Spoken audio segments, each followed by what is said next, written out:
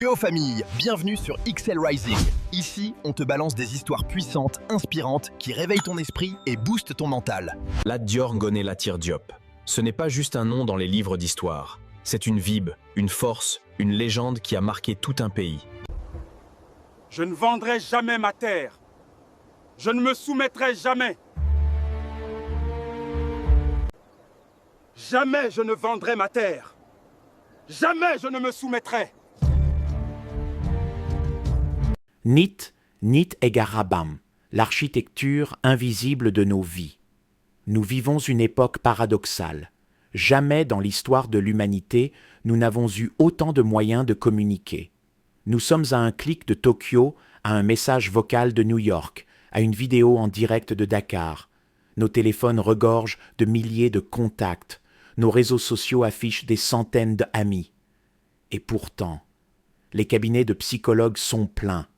La consommation d'antidépresseurs explose. Le sentiment de solitude, ce froid intérieur qui vous saisit même au milieu d'une foule, est devenu le mal du siècle. Nous avons bâti une civilisation du confort, mais nous avons perdu le secret de la consolation. C'est dans ce vide moderne que résonne, tel un écho lointain, cette phrase Wolof que nous connaissons tous, que nous répétons machinalement lors des baptêmes ou des condoléances, sans plus en écouter le fracas de vérité. Nit ai garabam. L'être humain est le remède de l'être humain. Si nous prenons le temps de nous arrêter sur ces 4 mots, nous réalisons qu'ils ne sont pas seulement une incitation à la solidarité. Ils sont une prescription médicale pour l'âme.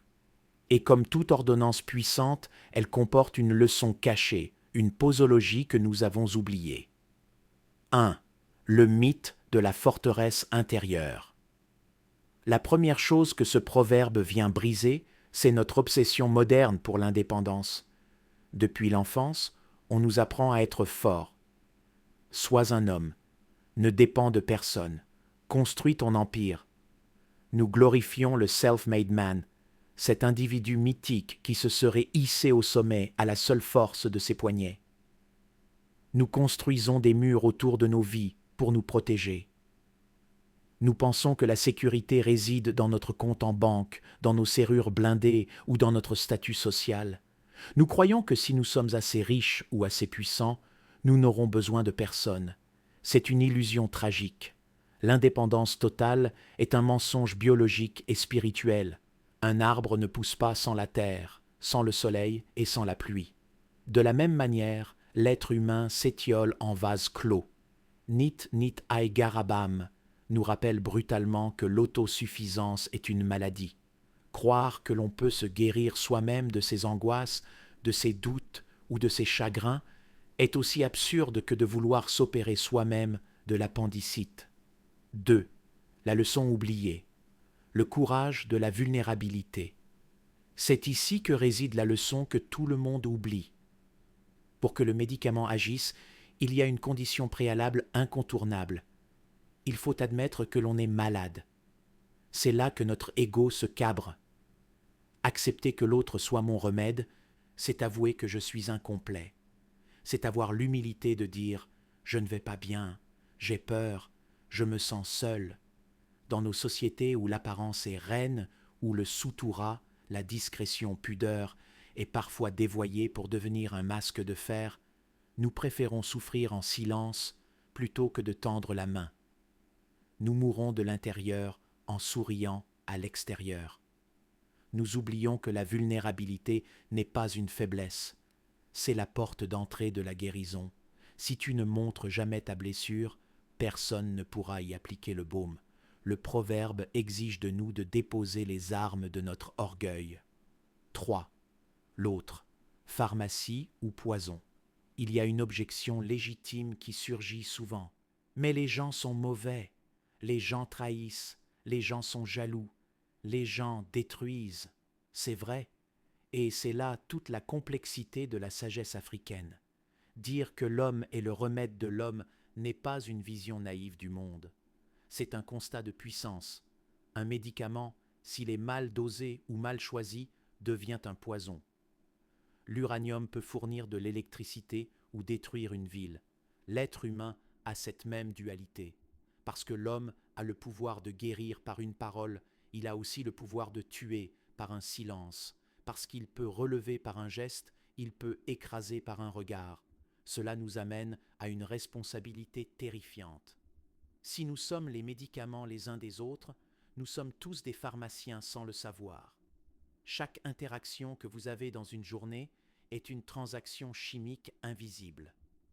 Quand vous croisez votre collègue, votre voisin, votre enfant, êtes-vous en train de lui administrer une dose de courage, de paix et de dignité, ou êtes-vous en train de lui injecter, par votre indifférence ou votre méchanceté, une dose de toxicité?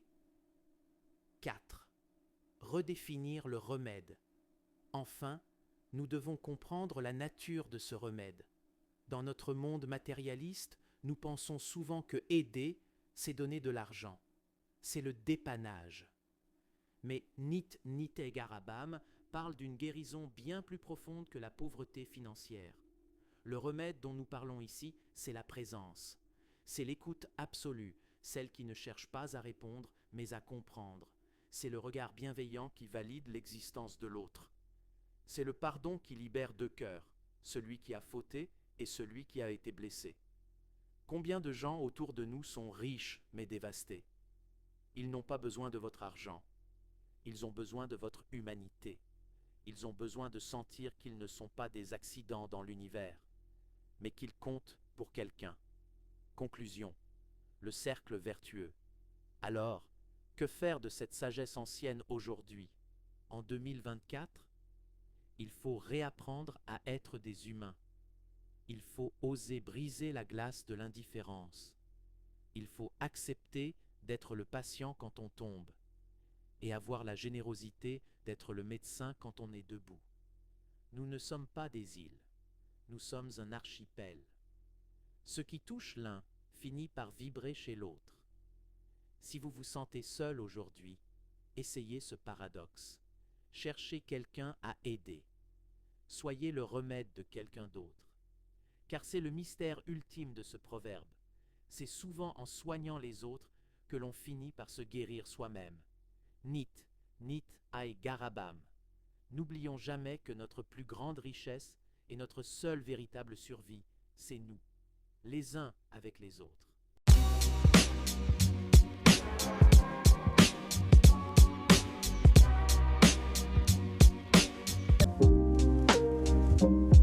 Merci pour le visionnage.